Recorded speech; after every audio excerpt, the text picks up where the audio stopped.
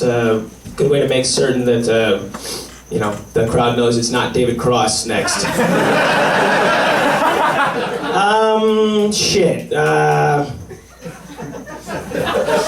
Who is it? Oh, this guy. Establish faith right away. I feel good. You guys good? Okay, that's good. I'm good.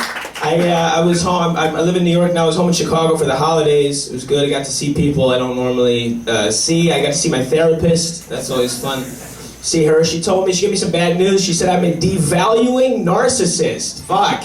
I didn't know that was a thing that someone could be. She sat me down. She's like, your problem is, Drew, you're a devaluing narcissist. Ouch. That's tough to hear from a worthless piece of shit who's obviously jealous of me. What her problem was that day, clearly grappling with her own insecurities, taking them out as the smartest person in the room. Like, I don't know why dumb, ugly people need to do that. I don't know if I'm a narcissist. I definitely have tendencies. Like, I have narcissistic tendencies. Like, I think my thoughts are more interesting than other people's, Like, I know that's not objectively true, but it's true to me. Like, they're my thoughts, they're more compelling. I have access to all the nuance of my own thoughts. But when you believe that, it's difficult to meet new people, to bring new people into the fold. Like, I went on a date recently, came home, my roommate was like, hey, how'd the date go? Fine. He's like, you gonna see her again? I'm like, no, probably not. He's like, why not? Dude, you were gone all night. You didn't like her? It wasn't fun? You didn't have fun? It wasn't fun? So I was like, no, it was fun, but it was fun because I was there. Like, every 2 minutes, I was like, that's a great point, but it was a point that I made. So what the fuck am I paying for? Getting nothing. I hate the whole process, the whole dating process, because I don't like boundaries. I don't like to have to, play this weird boundary game. I like to just be. That's why I like being in a relationship. You can share whatever dark, fucked up thought you have and just say, you don't have to worry about, that's what's hard about the breakups. You go from being that intense with somebody back to zero. There's nobody you could be that person with anymore. You gotta find a new person and rebuild and push the rock back up that guacamole. Where'd you go to school? Hill. And find your way back. I don't want to do that. I just want to get there. I want to fuck you like the world is ending and then cry about how we have to bury our parents one day. That is the intensity level that I want out of a first date. So what do you need? Molly? Let's find Molly and get you there. I don't want to have to hold your hand and take you there and ask you the same questions and reintroduce you to the same people. I already beat those levels of the dating game. I don't want to have to do that again. It's what the breakup is like. So you're playing a video game and you get 80% of the way through Zelda or whatever, and your system blows up, doesn't save, that's the breakup. So, I was super far, I want to beat the game, so you buy it again, but you gotta start all over. Like, God damn it, I gotta cut grass for rupees again? Shit. I ate a hook shot, motherfucker. Why don't I get that back? I gotta use the wooden shield, the one that burns in fire? This is horrible. I used to have the Hylian shield. It was way better. You can block rocks. You can equip it as an adult. It's a way better shield. I don't have to get it again. I already got it. By the way, Hylian shield in that joke is a metaphor for choke sex with your girlfriend.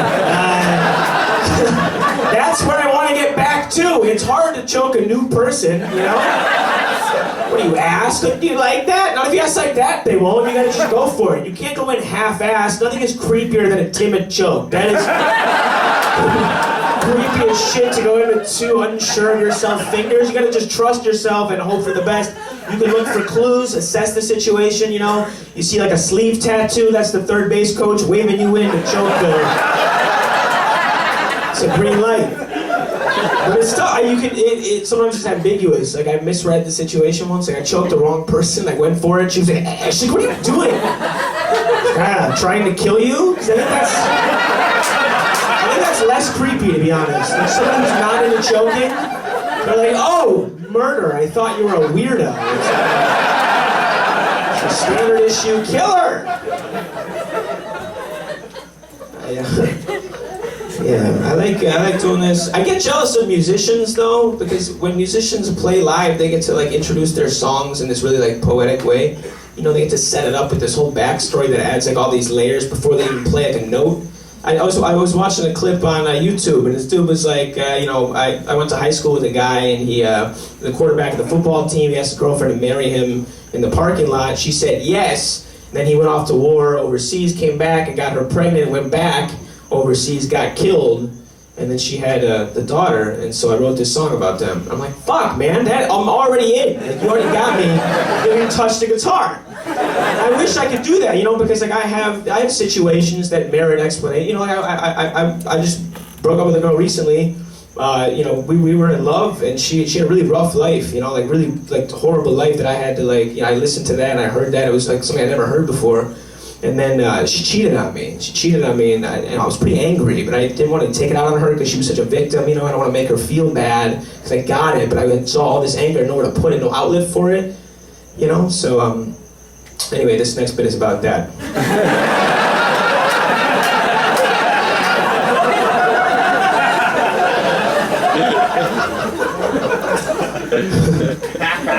Anybody ever been cheated on? It's horrible. It was the first time I'd ever been cheated on. She cheated on me, and she said something that afterward, I think that a lot of people when they cheat, they say the same thing. She tried to apologize. She was like, I made a mistake. I made one mistake. Can we move past? Can you forgive one mistake? I made a mistake. Let's just move past it. I love you. I made one mistake. Just let it go. I don't buy it. I think it's bullshit. Cheating is not one mistake. Okay, cheating is 50 mistakes in a row. Okay, a mistake, you bump into somebody. Oh, I didn't see it there. That's one mistake. Okay, you add the tip wrong on a credit card receipt. That's one mistake. I forgot to carry the one. Yeah, that's one mistake. Cheating is a complex algorithm in which every step is necessary in order to pull off the cheating. You know how easy it is not to fuck somebody?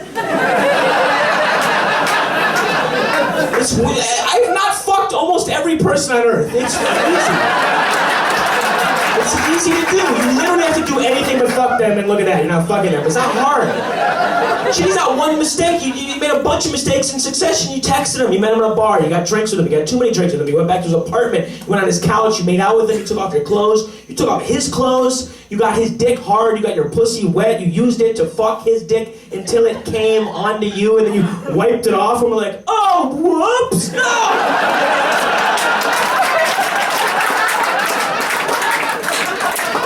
So what are you slipping the whole time? I made one. Nobody ever bakes a cake and then follows the recipe, gets all the ingredients, puts it in, takes it out of the oven, steps back like, cake. I meant to write a screenplay. I made a mistake.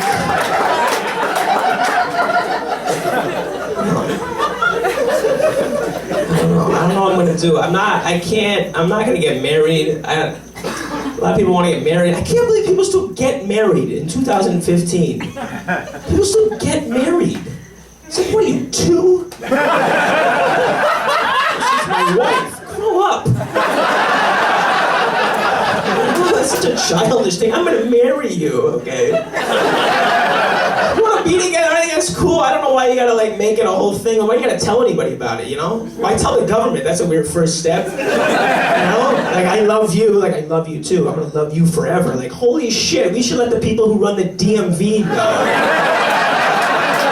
Why is that where you're going with it? Don't give it to them, you gotta keep it, That's why, the fight for gay marriage to me is a weird one. It's like, oh, it's progress. Progress is gay marriage. But to me, that's not, because you're just expanding an institution that's not really progressive. It's a conservative one. It's no progress. I think that would be getting the government out of marriage completely, letting people love whoever they want, however they want, them to find it on their own terms. They don't have to go through these weird labyrinths of government mazes in order to get there. This is why Oklahoma recently became my favorite state in the whole country, because Oklahoma had a representative last year who proposed a total marriage ban statewide just so gay people could never get married. Which is hilarious, because that means that they've accidentally homophobed their way into radical progressive thinking. Which is insane.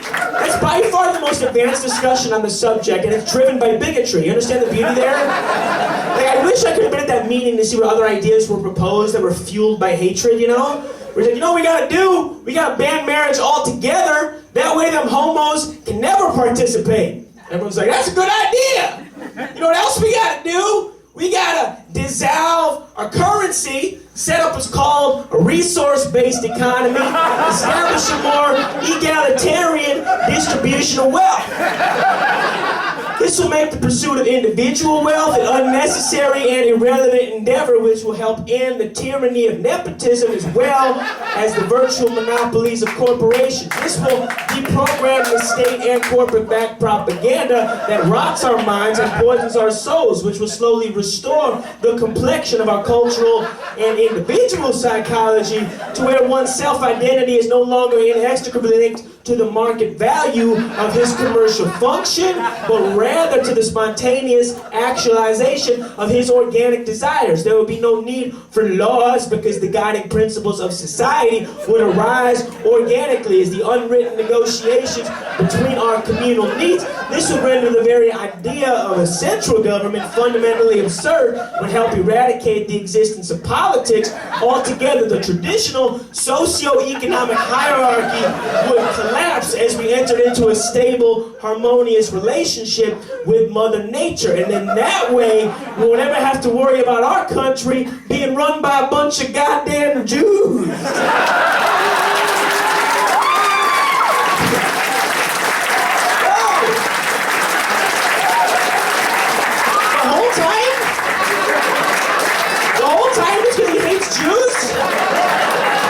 He still got there. Does it matter? He got the answer right. Well, who cares? Who cares if it's show your work section, just a giant swastika? You guys were cool. I appreciate it.